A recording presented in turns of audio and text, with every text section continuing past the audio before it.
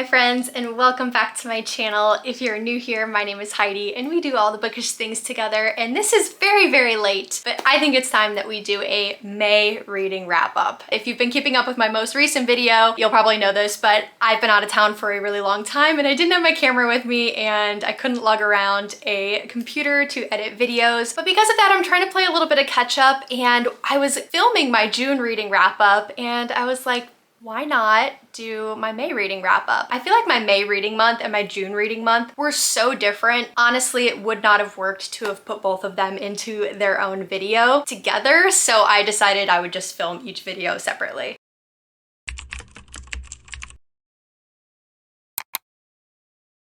I do just want to preface, if you're new here and you haven't subscribed, this video might feel a little negative. I want to just talk about this for a minute. It happens where you have a bad reading month. That could mean a reading slump. That could mean you read one good book and all the other books just flopped afterwards. It might mean that you had a ton of DNFs. It might mean that every book was below 3 stars, therefore below average for you. It happens. And to be quite honest with you, if you want super positive videos, all of my other reading wrap-ups for 2025 have been great. I truly have not read that many bad books this year. Maybe one a month. I feel like I've gotten so lucky with really good books in 2025. May just was a really, really weird one, and you're gonna see that in my reviews. And I just want to be transparent. I love it when I see reviews of people talking about books that they just didn't like. I might have loved that book, but I will still watch to the very end. Even if I disagree with everything that they had to say, 90% of the time I still enjoy watching the video of them just rant about this book, because in my opinion, this is just what keeps the world going round. We wouldn't have half the books that we have today if we all loved the same kinds of books. So having different opinions is a really good thing. I think it's really healthy for the book talk community and the booktube community and the booksta community. It is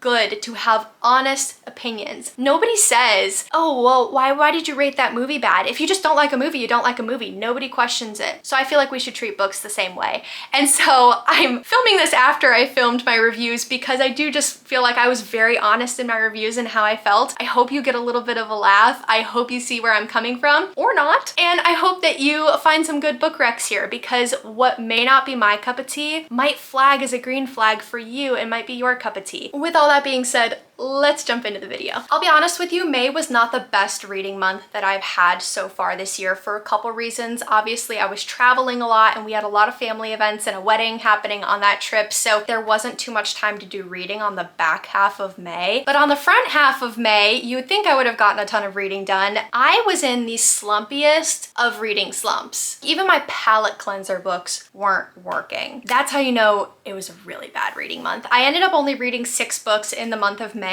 June was a much better reading month, so if you're watching this, I'm either about to post, getting ready to post, have already posted, am still editing, maybe still haven't even filmed my June reading wrap up, but once that's posted, feel free to go check that out. There is a lot more books on there than will be on this video, but I still wanted to talk about what I read in May for a couple reasons. One, May might be one of the worst reading months I've had when it comes to ratings. And this is really weird because I had one of my favorite reads of the entire year, the most solid 5-star read in May, and every book after that was just so bad. And I can't tell if the 5-star read set me up for failure or if the books I read just were really that bad, but my average rating was a 2.71 for the whole month. That's including the 5-star. I hit my first 1-star rating of the year as well, which is so sad, and it really was one I didn't think I was going to give anything close to a 1-star. I don't know if I've ever given a 1-star to a book. Now that I'm thinking about it, I don't think I have. So that says a lot. May was just chaotic, and this reading wrap up probably will be too, but here we are. Now let's talk about what I read. Before I show you the first book that I read in May, I just want to preface that this author has been kind of a hot topic lately. And just know, like, when I rated this book, when I read this book, none of that had come to fruition yet. And so when I gave it 5 stars, it was just because I loved the book so much. It had nothing to do with the drama. The drama hadn't even happened yet. None of the book talk drama had happened yet at this point. Let's just stay out of that world right now. So I'm going to talk about this book in the way that is relevant to how I read it, but I do just want to acknowledge that there has been drama around this. Please don't judge me because I was clueless at the time. Nobody knew that any of this was happening. But that is The Conditions of Will by Jessa Hastings.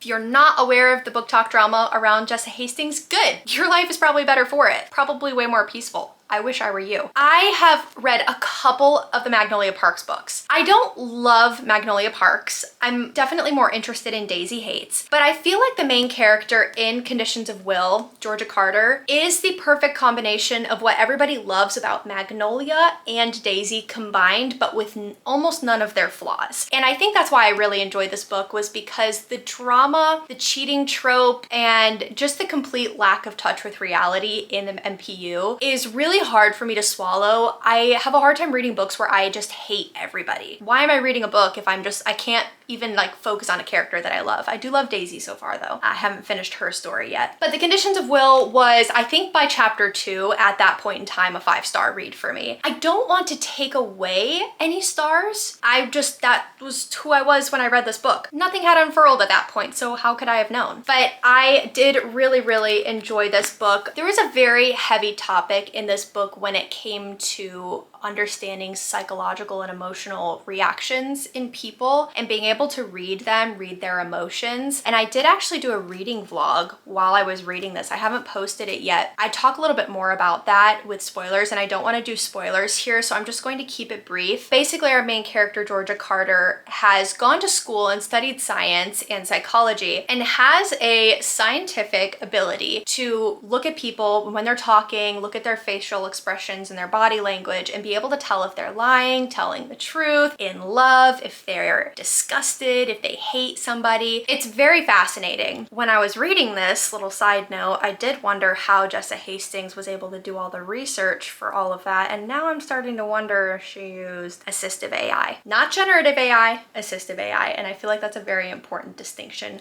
Regardless of your opinions, I work in the tech industry, so I feel like I'm pretty familiar with the difference between those, and I think it's a very important difference. It doesn't change my stance on if AI should be used to write books, but I do think it's an important difference all the same. Back to the book. So we basically have Georgia Carter who's going home to her very out of touch with reality, imagine White Lotus rich family. And she has a narcissistic sister, a brother who's kind of like means well but is clueless, a brother who isn't clueless and also questionably doesn't mean well. And she's just dealing with the family drama and she just wants out. And she's back to go to the funeral of her dad. Plot picks up from there. They're reading the will of the family. This will starts to unravel secrets and scandal that has happened within the family without their knowledge. And amidst all of this, we have what I thought was a very beautiful romance develop. I do not like insta-love, but something about the way that this book was written had me feel like it was not insta-love. And I've seen some people say that they think it's insta-love, and I don't disagree with them, but it just didn't give me that insta-love ick that I'm familiar with. So I'll just leave that there. I do feel like it's hard to talk about this book retrospectively because of everything that I know about what Jessa said. It's frustrating, it's disheartening. If you feel disgusted by her as an author, I would just say remember that she's a human being. It's getting a little nasty out there. I do have my own opinions on if AI should or shouldn't be used in writing, and I feel like I kind of fall into the majority of people, so we'll make that clear. At the same time, I can't say I didn't love this book. I did really love this book. Up until this point, it was one of my favorite books of the year. I did read an amazing book in June that might have topped this. This is why AI is so difficult when it comes into the writing space, is it puts readers in a really difficult, very, very difficult position, because you trust an author that you know and love, and you trust them to not use AI. And so when you find out they do use AI or in support of AI, it really just shadows the work that you have loved all this time. And it puts you in a difficult position because you want to continue enjoying work and books that you love, but you also want to support what is right. And so if you feel like you're stuck in that position, just know you're not alone. If you feel like you just kind of want to pull your hood up and block out all the drama that's happening, you are not alone. I wish we could talk about this a little bit more kindly. I wish we could also just block it all out and starve the parasite. But unfortunately, I just don't think that that is, that ship has kind of sailed. Like, AI is here to stay. We're just going to have to learn how to deal with it. it. And this is just one of those situations where we're starting to realize it's more prevalent in big name authors than we think. And I think this is going to be a problem that we're going to have to deal with a lot moving forward. I don't know how to deal with that. I don't know how to make it better. I don't even know how to, like, this is an author I trusted. This is an author I never would have considered to use AI. Emily Henry. If I found out Emily Henry used AI, I would be very sad. How do you deal with that? So if you feel like you're in a tricky spot, I don't really know what the point of this whole tangent was, but I feel like it needed to be addressed because this was the first book I read in May, so I have to start with it. Just know you're not alone. This is a very difficult time. We've never had technology this advanced before, and it's only going to continue to get more advanced, and it's only going to get more difficult to distinguish what real authors are using their brain for and what wannabe authors are using AI to cheat to write books for. So I'll leave it at that. If you feel stuck, I'm here for you. Feel free to reach out. Yeah, let's move on. The next book that I read in May was Paradise Problem by Christina Lauren, which I just found out Christina and Lauren are two different people. This was written by two different authors. Pretty cool. Didn't know that. This was my book club read for May. I gave this 2 stars. And honestly, I feel like I could talk about this book, but it might just be better to read my Goodreads review to y'all. Because I was going back and reading my reviews and I was like, honestly, I don't think I could have said it any better than how I wrote it on Goodreads. So I said, I'm going to give this book a massive benefit of the doubt as I'm just coming off an extensive romance reading stint and was feeling very genre burnt out when I picked this up, which is true. This was, I think, like the 10th romance I had read in a row, and it's like watching rom-coms for a year straight. You're just fried. And so it was hard to really enjoy this when I felt like I'd been there, done that, seen it before. But honestly, I feel like I could have gone my whole life without reading this, and that still stands true today. Generally, not always, as much as I love romance, I also want to learn something from it. I didn't get that with Paradise Problem. It just felt like a reverse spin-off of The Proposal, dripped into a White Lotus worthy plot of family drama. And I feel like that's like kind of all I need to say. Now, if you're interested in little things that I hated about this book, the main male character called the female main character a Muppet more times than I could count. I'm just gonna say this, if I were ever called a Muppet, you would never see me again. This was also like a marriage of convenience trope, but after multiple years of like living with this person and being married to him, she didn't know his last name. In fact, she didn't even know his first name. How often La La Land are you? The FMC in this really annoyed me. She was your definition of like a ditzy, can't rub 2 brain cells together for 90% of the plot, and then all of a sudden, out of nowhere, she becomes a well-spoken, articulate genius, and you don't know how, when, or where that change happened, but all of a sudden, they have to like justify that like she's not a ditzy girl and she's actually a very intelligent woman. But I didn't see the transition happen. She went from being ditzy to intelligent with like no explanation, and I was just very confused. The wording in this was also so bizarre, and I quote, "Are you shitting my dick right now?" was used. And "what in the smelling salts waistcoat gentleman shit is that?" End quote. What does that mean? Can somebody explain to me, especially what that second quote means? I have no idea. And then the whole book, the main character is complaining about rich people, how out of touch with reality they are, how annoying rich people are, how just terrible rich people are. But then she marries Rich, ends up like sleeping in this Hungarian feather down bed, her dream king-size mattress, and her dream condo. It's like, wow, like pot calling kettle black, she became everything she hated, and it just made me hate her a little bit more. If this was meant to be like SNL skit spin-off spoof funny, cool. Then I read it and understood it exactly the way that I felt it was written. But I read this with my book club and everyone loved it except for me and like one other person. We both felt the same about this. This was truly, I think, one of the worst romances I've ever read. Now, if you want a romance that takes 0 brain power, the main female character runs on 0 brain power, the end of the story takes 0 brain power to have come up with, then I think you're in the right place for this book. The next book I read was Say You'll Remember Me by Abby Jimenez. I want to preface by saying I have given almost every Abby Jimenez book a 5-star. And if I didn't give it a 5-star, I gave it a 4.75. I gave Say You'll Remember Me 1.75. which technically falls in the 1-star category for me, especially on Goodreads when you can't round. I really had high hopes for this. I DNF'd this at first. You probably heard me talk about that in other reading vlogs. I DNF'd this on page 22 because the main male character was compared to Rhysand from ACOTAR 3 different times by 3 different women, 3 different occasions, and it was just a lot. There was so many pop culture references in here. This is just a personal preference, but I read to escape. I want to learn about real world problems, but I don't need hyper realistic real world references like Rhysand, ACOTAR, Roblox. I don't need that, and that's what this book had. It's a little too close to home. I did pick it back up, and for the next 100 pages, I didn't have a problem with it. It was extremely insta-love. Insta-love with the caveat of it's long distance, so you're kind of also forcing that insta-love, you're forcing that connection. And as somebody who did a long distance relationship and is now engaged to that person, I feel like like I can speak about this. I think the struggles of going through this long distance relationship were done really well. There's financial struggles, like you have to fly constantly to go see each other, and it can be just very difficult. But I think them forcing their relationship was a little bit, I don't know, it just didn't make sense to me. It was not the right timing. In this book, a girl basically meets this guy, they go on a date, they fall in love on this first date, and then she moves across the country because her mom has dementia and needs family support. And so the whole family is moving to go take care of their mom. And then she does long distance with this guy who she fell in love with in one night. Not a terrible premise. What bothered me so much about this book was the fact that while I wanted so badly to sympathize with the family and the struggles of taking care of a mom and kind of just winging it when she has an illness, I wanted to sympathize with them so bad. However, this may be a hot take. They refused to send the mom away to a home where she could get professional medical care because they didn't have the money to do this. However, they somehow come up with the money to remodel their entire 5+ bedroom house,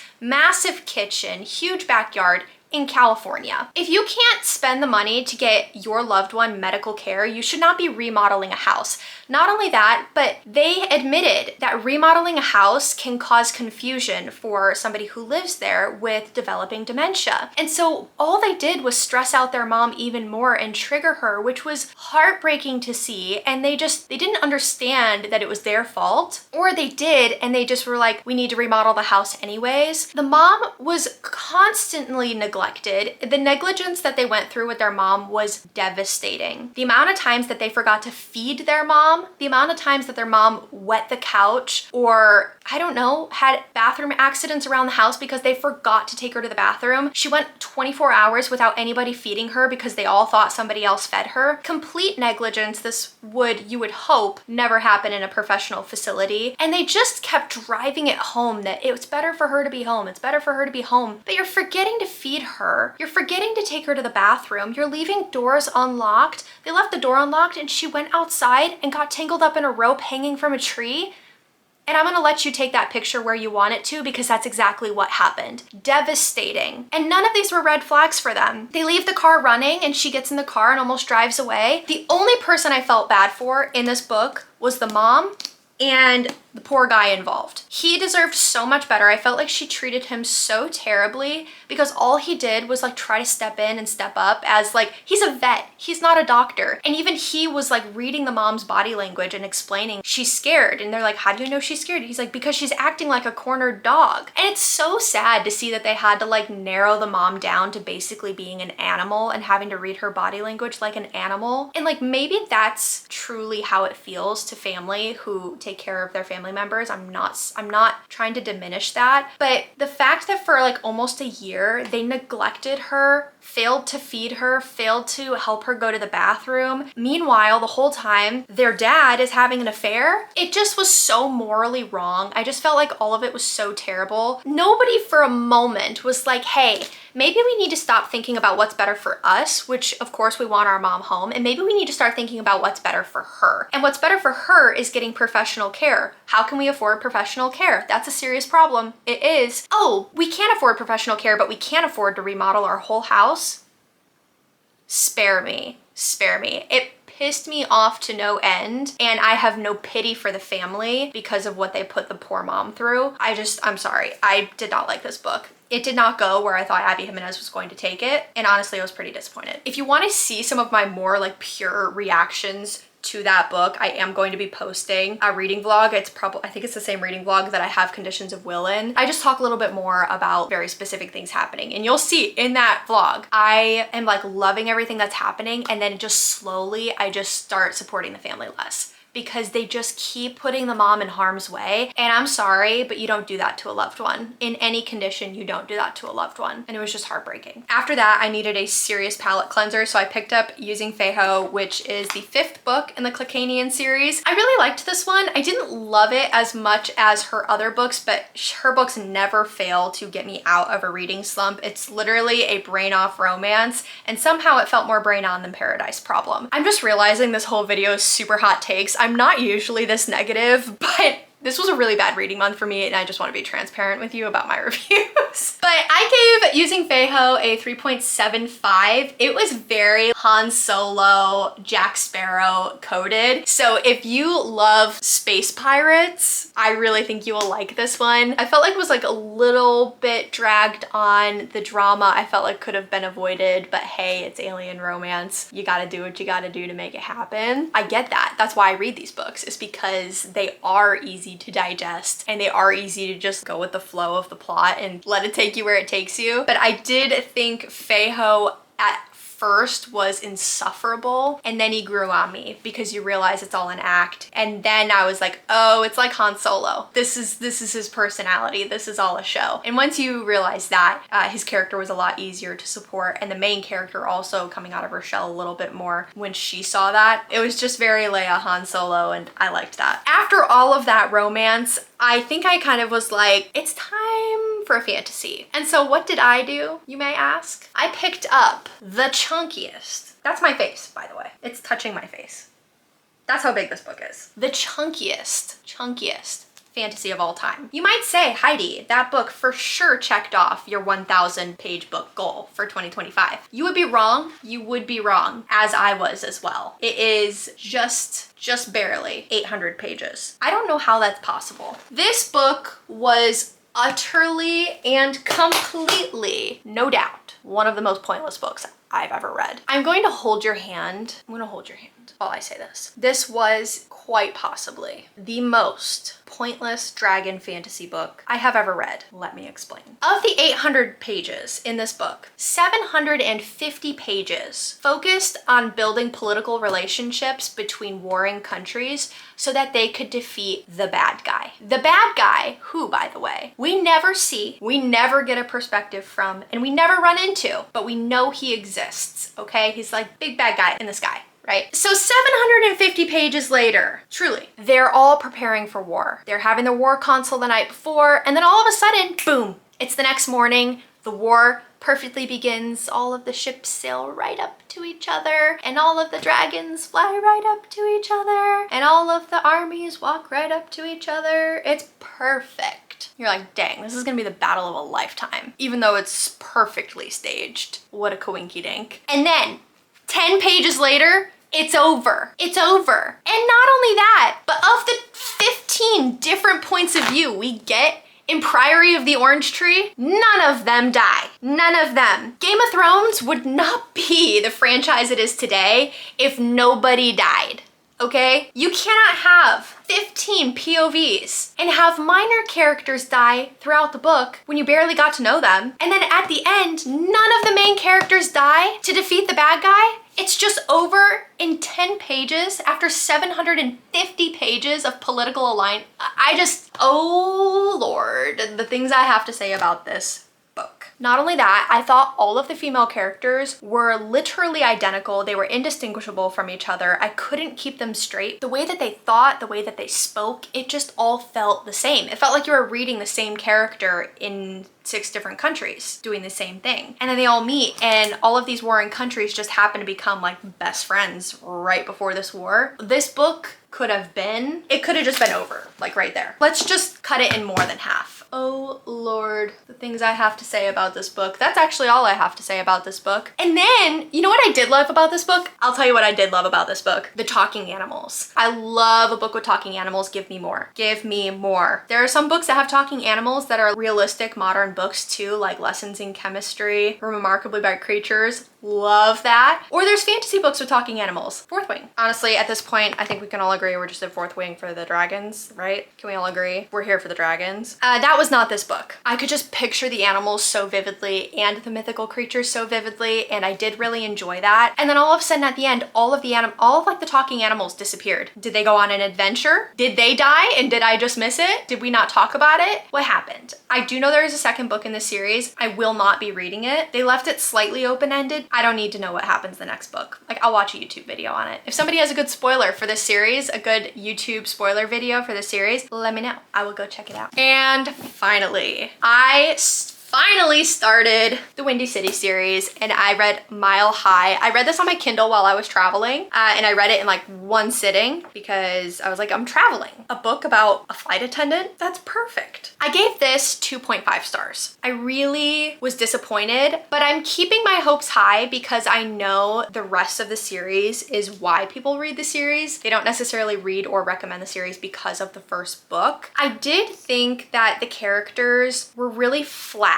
It's like she kept trying to amp up their flaws and like their backstory, but all of it just kind of fell flat. I did feel like the characters were in lust with each other. I didn't feel like they were in love with each other, mainly because I felt like we really didn't get too many times where the characters were actually together and bonding. It was a lot of talk about how they were together, and then it was like his perspective away from her and her perspective away from him. It didn't give me the feeling that they clicked. Like, it really ended and I was like, that could have been a fling. It probably would have been a better book if they were a fling. But the premise behind this story is a flight attendant works for a private airline that flies around this really famous hockey team in Chicago. And it kind of goes from there, and she gets lusted over by this one hockey player who is kind of like in tandem secret game with his best friend, where his best friend is like the good guy of the NHL and our main male character is the bad guy of the NHL. And they kind of play off each other that way. But really, he's not a bad guy. He's really a good guy, like deep down, way deep down. I don't know, he just felt icky. He felt like the kind of like guy who's been an F-boy his whole life, and then he finds a girl and then has to like struggle with the consequences of his actions because she doesn't believe that he's not an F-boy because he is. You have to deal with your own consequences. Like, if you're gonna act like an F-boy, you're gonna get treated like an F-boy. You can't be disappointed that people think you're an F-boy. Do I think he got taken advantage of a couple times by his manager? Yeah, but I also just feel like a lot of the drama that he experienced in his career could have been so easily avoided if he were just a genuine person. I didn't vibe with his character very much. I did like our female main character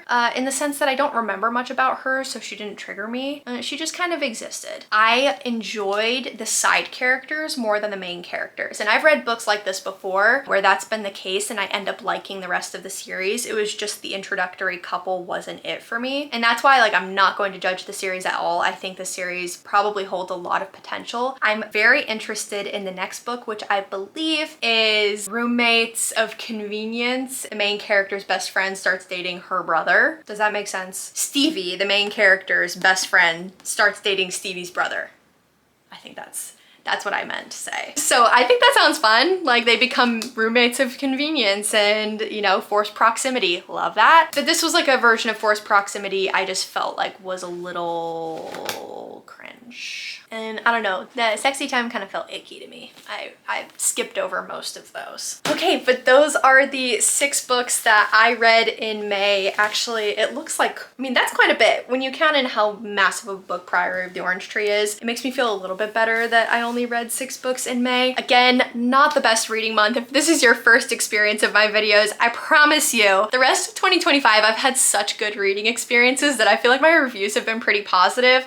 I think it was just inevitable tell that I eventually had a bad reading month, and so here we are. I want to give honest reviews. I personally do not like it when people hype up a book just because it's popular, especially if they didn't like it. So if I don't like a book, I'm gonna explain why. And if you like books for all the reasons I don't like these books, there you go. Now you have recommendations. We're all meant to love different things. People loving different genres, people loving different tropes, people loving different writing styles is exactly what keeps the reader world turning. We would have not even half the books that we have today if we all loved the same books. So I actually selfishly kind of like having a video where it's just books that I don't like, because it happens and it's fine, and I'm here to normalize that. So I hope you enjoyed this video. If you're not subscribed, I hope you stick around because my June video has so many good books and I'm so excited to film that one. I'm about to turn off the camera, charge it, and then go film that video. So I hope that you'll go check that out once it goes live. Also, if you're interested in joining my Fable book club, we have just voted on our July read and we will be reading Beach Read by Emily Henry, a classic. I have not read that one in a couple years and I never annotated it, so I'm excited for a little reread action. So whether you've read it before or want to read it with us, I'll make sure the link is below for you to join. But otherwise, I hope you have a great rest of your reading month, a great start to your reading month. Happy July, and I'll catch you for my next video. Love ya.